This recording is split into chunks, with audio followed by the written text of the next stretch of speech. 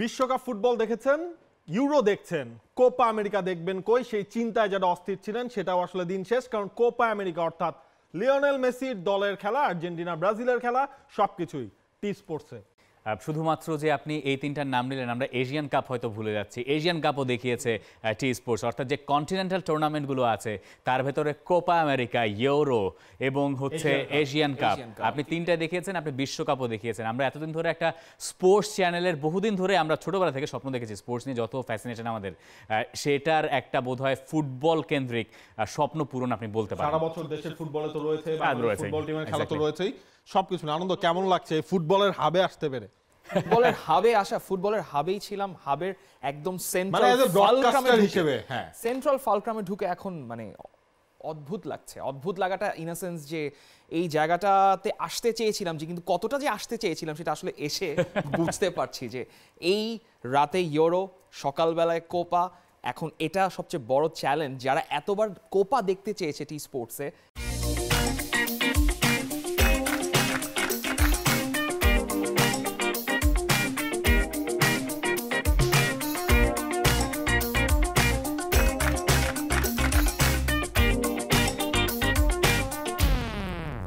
এবার তারা কতটুকু সেই চ্যালেঞ্জটা রাখতে পারেন, আমরা তো হয়তো রাখতে পারবো। Welcome to T sports. Thank you, thank you.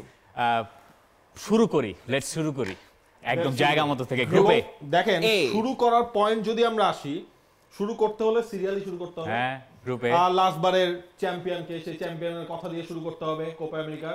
এবং গ্রুপে আর্জেন্টিনা, তারাই আসলে রয়েছে গ্রুপ এ তে কোপা আমেরিকা। সেখানে তাদের সঙ্গী, তাদের মহাদেশের এই দেশ পেরু, এবং সঙ্গে আছে আসলে চিলি এবং কানাডা। ইন্টারেস্টিং। লিওনেল স্কালোনি আরেকবার যাচ্ছেন কোপা আমেরিকাতে। আগেরবার যখন তিনি কোপা আমেরিকায় গিয়েছিলেন লিওনেল মেসিদেরকে নিয়ে, তখন প্রশ্ন ছিল যে আসলেই আর্জেন্টিনা পারবে কি না। আর্জেন্টিনা ভালো ফর্মে তখন আস্তে আস্তে যেতে শুরু করেছে, কিন্তু ওই টুর্নামেন্টে যেতে, এখন আমরা বলি যে বিশ্বকাপ আর্জেন্টিনা জিতে গেছে, আর্জেন্টিনা বিশ্বের 1 নম্বর দল, আর্জেন্টিনা বিশ্ব চ্যাম্পিয়ন, কিন্তু ভুলে গেলে চলবে না এই সব কিছুর সূচনাটা হয়েছিল আগের বারের 2021-এর কোপা আমেরিকায় আর্জেন্টিনাকে যখন। আপনার তো কিছু একটা বিশ্বাস করতে হলে একটা কিছু ধরে থেকে আঁকড়ে ধরতে হবে, একটা স্ট্যান্ডিং লাগবে, একটা বেস লাগবে। সেই বেসটা কিন্তু এই 2021-এর কোপা আমেরিকাই দিয়েছিল। বেসটা আসলে 2019-এর কোপা ছিল।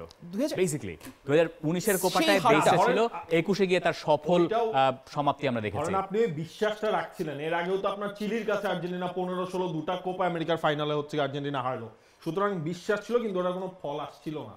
সেটা 19-এও আসে নাই, মানে আলটিমেটলি আসছে কিন্তু হচ্ছে আপনার 21। মানে দিন শেষে তো আপনি রেজাল্টটা দেখেন, মানে রেজাল্ট হিসাব করলে এত বছরের ওই শিরোপা খরা, সেটা তো আর্জেন্টিনা সেই কোপা আমেরিকা দিয়ে কাটিয়েছিল। এবার আসল পয়েন্টে আসেন। আর্জেন্টিনার স্কোয়াড আমরা সবাই কম বেশি জানি, সেটা নিয়ে আলোচনা হবে। একটা একটা করে দলে আমরা যাব। আর্জেন্টিনা কোপা আমেরিকার হট ফেভারিট এবং আর্জেন্টিনাই টাইটেলের কন্টেন্ডার। এটাই তো, এটার মধ্যে বোধহয় কেউ দ্বিমত করবেন না। এটা আর্জেন্টিনা যারা সমর্থন হয়তো করেনও না, যারা ভক্ত সমর্থক রয়েছেন, তারাও আর্জেন্টিনাকে এই টুর্নামেন্টের হট ফেভারিট ধরে, এই টুর্নামেন্টের চ্যাম্পিয়ন হয়তো ধরেই শুরু করতে যাচ্ছেন। এর বাইরে যদি আর্জেন্টিনা কিছু করে ফেলে, সেটা আসলে আর্জেন্টিনার জন্য আন্ডার অ্যাচিভমেন্টই হবে বলে, কারণ লেভেলটাই আসলে ওই জায়গায় চলে গেছে। এখন দেখেন, আর্জেন্টিনা মাঝখানে দুটা ফ্রেন্ডলি ম্যাচও তারা খেললো, দুটা ম্যাচই তারা জিতেছে, একটা ইকুয়েডরের সাথে, একটা গুয়াতেমালার সাথে। তবে এই জায়গায় যেটা হচ্ছে যে আর্জেন্টিনা এখন তো ইউএসএতেই প্র্যাকটিসটা করছে, সেখানে এখন সংবাদ মাধ্যমের মূল আকর্ষণের জায়গাটা কিন্তু হচ্ছে কি লিওনেল মেসিও না। মেসি তো আছেন, মেসি ফিট আছেন, মেসি খেলবেন, সবকিছু ফাইন। আর্জেন্টিনার মিডফিল্ডটা আলটিমেটলি কি হচ্ছে, মানে এটা নিয়ে কিন্তু প্রচুর ডিবেট চলছে। আমরা লাস্ট দুটা ম্যাচও যদি আপনি খেয়াল করেন, সেখানেও কিন্তু হচ্ছে কি হাতে যা যা অপশন হচ্ছে, পারেদেসকে দুটা ম্যাচেই খেলানো হয়েছে, সেলসো এক ম্যাচ তিনি খেলেছেন, Mac Allister, Enzo Fernandez, Rodrigo De Paul, তারাও কিন্তু হচ্ছে ভাগ ভাগ করে আসলে ম্যাচ খেলেছেন। স্কালোনি আলটিমেটলি কোনটায় যাবেন? এইখানে যে ব্যাপারগুলো এবার কোপা আমেরিকায় আর্জেন্টিনার জন্য চ্যালেঞ্জিং হতে পারে, সেটা হচ্ছে যেহেতু তারা আগের দুটো টুর্নামেন্ট জিতে গেছে, এবং এইবার তারা যেটা করছে যে ওই দলটা 22-এর, যেহেতু এই দল সব জিতে ফেলেছে, আমরা ইতিহাসে বহুবার দেখেছি যে সব জয়ী দল তারা শেষ পর্যন্ত অনেক সময় গিয়ে তালটা কোনো না কোনো জায়গায় কেটে যায়। লিওনেল স্কালোনির সবচেয়ে বড় চ্যালেঞ্জটা ওই জায়গায় দলের ভেতরে ওই হাঙ্গারটা ধরে রাখা। মিডফিল্ড খুব ভালো কম্বিনেশনের কথা বলেছেন। আপনি কাকে ড্রপ করবেন? আপনি অবশ্যই দে পল, এনজো ফার্নান্দেজ, ম্যাকালিস্টার এদেরকে খেলাতে চাইবেন, কিন্তু এই তিনজনকে খেলাতে চাইলে আপনি নাম্বার 6-এ কাকে খেলাবেন, এই প্রশ্নের সমাধান আপনি জানেন না। এবং এই সমাধানটা মনে হয়, আমি যদি একটু জাস্ট আপনাকে বলেন, এই জিনিসটা এমন হতে পারে যে রড্রিগো ডিপল তাকে হচ্ছে 1 নম্বর চয়েস হিসেবে রেখে হচ্ছে পারেদেস, তারপর ম্যাকালিস্টার, এনজো, এই তিনজনের মধ্যে থেকে দুইজনকে আসলে পিক করা সেই সুযোগটা আসলে স্কালোনির কাছে আছে, কিন্তু আমরা ওয়ার্ল্ড কাপেও কিন্তু দেখেছি আসলে সেই সিস্টেমটাই স্কালোনি প্রেফার করেছেন, যেই সিস্টেমটা আসলে লিওনেল মেসিকে সবচেয়ে বেশি স্যুট করেছে। এখন এনজো ফার্নান্দেস, অ্যালেক্সিস ম্যাকালিস্টার, তারা দুই জায়ান্ট দলে খেলছে প্রিমিয়ার লিগে। এনজো এবং ম্যাকালিস্টারের খেলা কিন্তু স্পেসিফিকলি চেঞ্জ হয়েছে কিছুটা, যেটা তারা 2022 বিশ্বকাপে খেলেছিল সেখান থেকে তাদের প্রোফাইলটা একটু চেঞ্জ হয়েছে। রড্রিগো ডিপল তিনি যেই রোলে খেলছিলেন তিনি আরও অ্যাডভান্স রোলে হয়তো খেলতে পারেন। সো এখানে আমার কাছে মনে হয় না এই যে চারজনের কথা বলেছে সেটা নাম্বার 6 সহ কাউকে আসলে ড্রপ করা পসিবল, বাট আই থিঙ্ক এই টুর্নামেন্ট অন্তত স্কালোনি গেম বাই গেম আবারও সেই ফরম্যাটে তিনি হয়তো চিন্তা করতে চাইবেন। তবে মূল সমস্যাটা হয়তো কিছুটা হলেও হতে পারে আসলে তার ব্যাকলাইনটা নিয়ে, হয়তো সেন্টার ব্যাক পেয়ারিং নিয়ে তার কোনো সমস্যা নেই, কিন্তু রাইট ব্যাক এবং লেফট ব্যাকে কাকে সেন্টার ব্যাক পেয়ারিং নিয়ে কি আসলে কোনো সমস্যা নাই? সেই জায়গায় তো একটা মানে আমরা কি জানি ব্যাটেল তো আসলে চলছে, কুতি রোমেরো সেই জায়গায়, লিসান্দ্রো মার্টিনেজ, ওতামেন্দি, এবং হচ্ছে ওতামেন্দি। এখন কথা হচ্ছে যে আমরা যে দুটো ফ্রেন্ডলি ম্যাচের কথা বলছি সেই দুটো ফ্রেন্ডলি ম্যাচে লিসান্দ্রো মার্টিনেজ স্টার্ট করেছেন, কিন্তু তার অবস্থা বা ফিটনেস আসলে কেমন জানি না। তবে যদি শেষ পর্যন্ত প্রিমিয়ার লিগের ডুওকে আমরা দেখি কুতি রোমেরো এবং লিসান্দ্রো মার্টিনেজ, আমি অবাক হব না, আমি বরং সেটা দেখতে চাইবো। কারণ ওতামেন্দি অনেক দিন সার্ভ করেছেন, এখন বোধহয় সেখানে একটা পরিবর্তনের গন্ধ স্কালোনি আঁচ করতে পারছেন। ফুল ব্যাক নিয়েও আমার অত বেশি প্রশ্ন নাই দুটো জায়গাতেই, এবং যে কাজটা আসলে লিওনেল স্কালোনি করেন এবং যে কারণে তিনি ভালো, তিনি তার ট্যাকটিক্যালি ফ্লুইড। তিনি নেদারল্যান্ডসের সঙ্গে যখন খেললেন ওয়ার্ল্ড কাপের কোয়ার্টার ফাইনালে, তিনি 3 ম্যান ব্যাকলাইনে চলে গেলেন। তার যখন প্রয়োজন হলো তিনি অপোনেন্টের কথা চিন্তা করে সেভাবে ট্যাকটিক্যাল সুইচ করলেন, এবং যেহেতু আর্জেন্টিনার প্লেয়াররা যথেষ্ট ট্যালেন্টেড, তারা এই গেম বাই গেম এই যে চেঞ্জগুলো হচ্ছে ট্যাকটিক্যালি, সেটা তারা খুব ভালো মতো মানিয়ে নিতে পারে। আমি আসলে খুব বেশি দুশ্চিন্তাগ্রস্ত এই ডিফেন্স লাইন অথবা মিডফিল্ড লাইন নিয়ে আমি অতটা না, ফরওয়ার্ড লাইন নিয়েও অতটা না। আরও একবার লিওনেল মেসি, তাকে নিয়ে আর বলবো কি, মানে বলার তো বাকি কিছু রাখি নাই। এই জায়গায় হচ্ছে গিয়ে মেসির সাথে লাউতারো মার্টিনেজ তিনি হয়তোবা স্টার্ট করবেন, কারণ উলিয়ান আলভারেজ, এই জায়গায় একটা জিনিস দেখেন, লাউতারো এই বছর তিনি কিন্তু মাত্র হচ্ছে গিয়ে 3টা গোল করেছেন, 4 ম্যাচ খেলেছেন, 3টা গোল করেছেন, যার লাস্টটা তিনি করলেন গুয়াতেমালার সাথে, লাস্ট তিনি গোল করলেন। আলভারেজকে দিয়েও কিন্তু আসলে স্টার্ট করানো হয়েছিল। আপনি যদি এই 2টা ম্যাচও দেখেন, আর্জেন্টিনা ফার্স্ট ম্যাচটা স্টার্ট করলো 4-3-3-তে, লাস্ট ম্যাচটা করলো 4-4-2-তে, তারা চলে গেছেন, মেসির সাথে আলভারেজ ছিলেন। এখন কোয়েশ্চেনটা হচ্ছে আপনি মারিয়া, অ্যাঙ্গেল ডি মারিয়া, তিনি যখন স্কোয়াডটায় ঢুকবেন তাকে আপনি কোন জায়গায় খেলাবেন? আপনি এই কথা চিন্তা করুন, আপনি লাউতারো মার্টিনেজকে প্রেফার করছেন, কিন্তু লাউতারো মার্টিনেজকে ফ্লারিশ করানোর জন্য কিন্তু একটা স্পেসিফিক সিস্টেম আবার খেলাতে হয়। সেটা ইন্তেরে তিনি যেই সিস্টেমে খেলেন তাকে একজন সাপোর্টিভ স্ট্রাইকার বা সেকেন্ড স্ট্রাইকার তাকে পিছন থেকে সাপ্লাই দেন, বা অন্য কোনো ক্রিয়েটাররা তাকে সাপ্লাইটা দেন। অনেক সময় তিনিও সাপ্লায়ারের কাজ করেন, মানে ওই জিনিসটা তো মেসিও হতে পারে, সেটা আলটিমেটলি। তবে হুলিয়ান আলভারেজ যেটা অ্যাড করেন সেটা হচ্ছে একটা স্পেসিফিক তার যে রোলটা, তিনি আবার মিডফিল্ড এবং অ্যাটাকিং সেই জায়গায় কিন্তু একটা জায়গায় তিনি কিছুটা হলেও ক্রিয়েটারের ভূমিকা না হলেও কিন্তু একজন নাম্বার 8 এর ভূমিকাটা তিনি কিন্তু পালন করেছেন। আরো ভালো, তার ওয়ার্করেট আরো বেটার, মানে লাউতারো মার্টিনেজের তুলনায় বেটার। মানে মেসি, আলভারেজ, লাউতারো এই তিনজনকে একসাথে স্টার্ট করানো আমার মনে হয় একটু এটা করবেন না, টাফ হয়ে যাবে, খুবই বেশি চ্যালেঞ্জ, মানে একটু রিস্কি হয়ে যাবে এই ব্যাপারটা। তবে যেটা হবে আমার মনে হয় যে গ্রুপ স্টেজের ম্যাচগুলো, যেহেতু কোপা আমেরিকা যেটা হয় যে গ্রুপ স্টেজে আপনি একটু স্বস্তিতে থাকতে পারেন, গ্রুপ স্টেজ অন্তত পক্ষে, সেই জায়গায় হয়তো কিছু চেঞ্জ আমরা দেখতে পারি।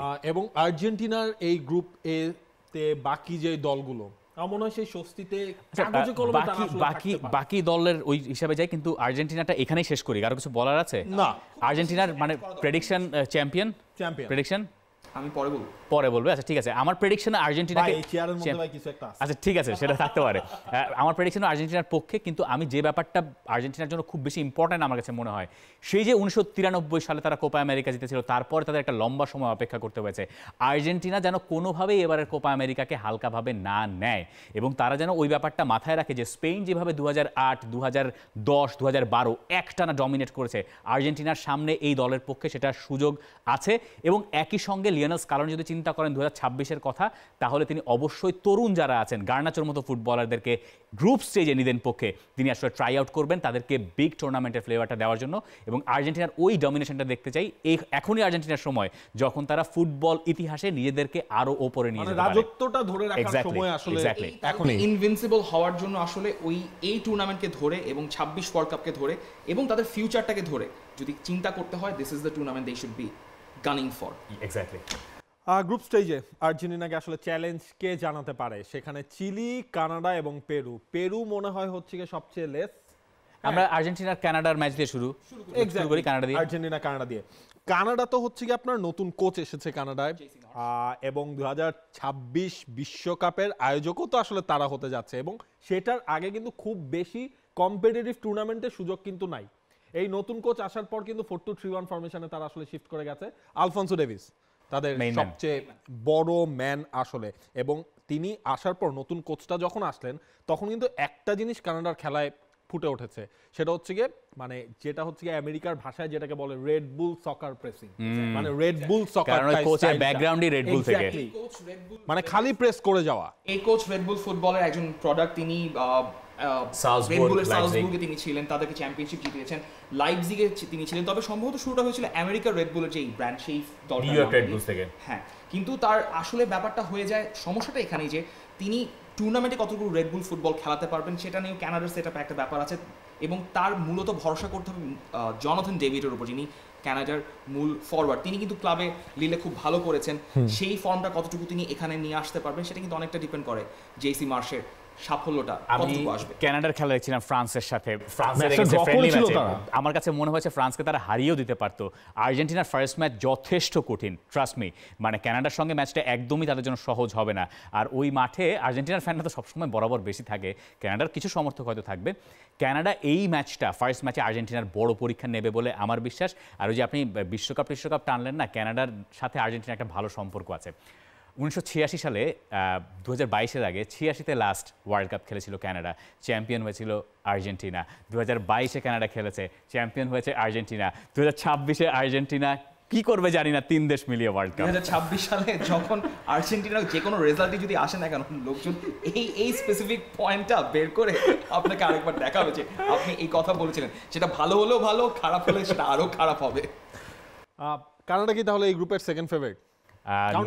তো গ্রুপ এ থেকে আসলে দুইটা দল যাচ্ছে, তবে আমার মনে হয় চিলিকেও আসলে আমি একটু রাখা যায়, এগিয়ে রাখতে চাচ্ছি। চিলির সেই জেনারেশনটা চলে গেছে, যেই জেনারেশনে কয়েকজন এখনো আছেন, সেই আলেক্সিস সানচেজ এখনো আছেন, সেই ক্লদিও ব্রাভো এখনো আছেন, কিন্তু আমার কাছে এখনো মনে হচ্ছে যেহেতু এটা কোপা আমেরিকা এবং চিলির ওই জেনারেশন চলে যাওয়ার পর একটা চেঞ্জ কিন্তু এসছে, মাঝখানে তাদের অনেকদিন একটা বড় সময় গেছে, তারা অনেক বাজে ফর্মের মধ্যে দিয়ে গেছে, কিন্তু সেই তাদের মাঝখানে একটা কোচিং পরিবর্তনে এসছে, নতুন ট্যালেন্টেড প্লেয়াররাও আসছেন যারা মোটামুটি অনেকেই ইউরোপে খেলেন, এবং এই টিমটাকে নিয়ে আসলে চিলির এই যে গ্রুপের স্ট্যান্ডিংটা বলছে, আমার কাছে মনে হচ্ছে চিলি কানাডার কম্পিটিশনের চাইতে চিলি একটু হলেও এই টুর্নামেন্ট বেসিসে এগিয়ে থাকবে পরবর্তী রাউন্ডে যাওয়ার জন্য। ইনফ্যাক্ট তারা কিন্তু আলবেনিয়া এবং পর্তুগালের সাথে তারা লাস্ট কয়েকটা ফ্রেন্ডলির মধ্যে জিতেছে। আর সবশেষ যখন কোপা আমেরিকা ইউএসএতে হয়েছিল 2016-তে, চিলি চ্যাম্পিয়ন হয়েছিল। চিলির কোচ রিকার্ডো গারেচার কাপ টুর্নামেন্টের রেকর্ড ভালো, তিনি পেরুকে বহুদিন বাদে বিশ্বকাপে নিয়ে গিয়েছিলেন 2018-তে। ওই পেরু পরে গিয়ে 2019-এ রিকার্ডো গারেচার অধীনেই কোপা আমেরিকার ফাইনাল পর্যন্ত চলে গিয়েছিল। Ricardo Gareca has something, Argentine coach, আরেকজন আর্জেন্টাইন কোচ, তার ভিতরে একটা ব্যাপার আছে, এই ধরনের টুর্নামেন্টে তিনি সাধারণত দলকে পার করিয়ে দেন। আমি এক্সপেক্ট করবো যে চিলি আসলে আর্জেন্টিনার সঙ্গে এই গ্রুপ থেকে থ্রু করবে। তার মানে group champion Argentina, group runners up Chile, আর পেরু ভাই কোয়ালিফায়ারেও একটা ম্যাচ জিতে নেয় এখনো, লাতিন অঞ্চলের কোয়ালিফায়ার। পেরুর ওই যে প্রজন্মের কথা বলছিলাম তারাও আসলে সরে গেছেন, এবং রিকার্ডো গারেচা চলে যাওয়ার পরে ওই দলটার আসলে ওই অবস্থা নাই, ওই ব্যাপারটা পাল্টে গেছে। তারা একটু বুড়ো দল, ফরওয়ার্ড যারা রয়েছেন একটু বুড়ো, গোল করেন আবার করেন না, এরকম কিছু ব্যাপার স্যাপার আছে। পেরুকে আপনি এই গ্রুপ তো কঠিন দেখে আপনি একটু নিচে রাখতে পারেন। তাহলে গ্রুপের পার্ট ডান, আর্জেন্টিনা চিলি। আপনিও কি একমত করছেন না? আর্জেন্টিনা চিলি, না না না না না, নো চান্স, এই ব্যাপারে আমাদের কারো দ্বিমত নেই। এবং গ্রুপ এ থেকে কোন দলগুলো আসলে কোয়ালিফাই করতে পারে, এটা কিন্তু ইউরোর মতো এই কোপা আমেরিকায় এত ভেজাল নাই, ওই সেরা তৃতীয় দল, কারণ হচ্ছে চারটা দলে দুটা করে কোয়ার্টার ফাইনাল থেকে শুরু হবে, চলে যাবে। এবং গ্রুপের আপনাদের প্রেডিকশন জানিয়ে দিতে পারেন কমেন্ট বক্সে।